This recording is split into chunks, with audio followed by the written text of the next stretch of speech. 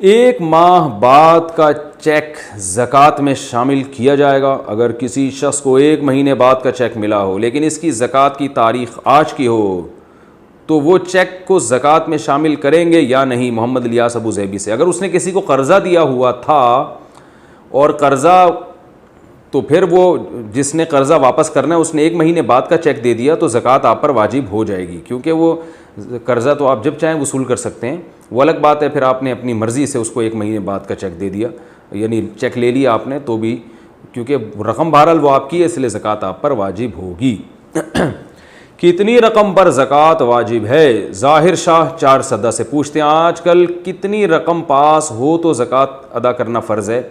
52.5 تولہ چاندی کے برابر رقم ہو جو 40 سے 50 ہزار کے درمیان چلتی ہے، نیٹ پہ لکھ کے دیکھ لیں 52.5 تولہ چاندی کی آج کیا قیمت ہے، تو اتنی رقم پہ زکوٰۃ واجب ہو جاتی ہے۔ اس پر میں نے پوری ڈیٹیل سے مسئلہ ریکارڈ کروایا ہے، میری ایک یعنی انٹرنیٹ پہ آپ لکھیں گے مفتی طارق مسعود زکوٰۃ کے مسائل، تو ایک آڈیو بیان ہے بہت تفصیل سے، وہ سن لیں تو بہت زیادہ ثواب ملے گا۔ رمضان کی مبارکباد دینا کیسا ہے؟ رمضان کی مبارکباد دینا شرعاً کیسا ہے؟ جمال الدین، مبارکباد اصل میں ایک دعا ہے کہ اللہ برکت دے، تو اس نیت سے اگر کوئی کہہ دیتا ہے رمضان میں اللہ آپ کو برکت دے، مبارک ہو، تو ٹھیک ہے، کوئی حرج نہیں ہے، لیکن اسلاف سے ثابت بہرحال نہیں ہے یہ۔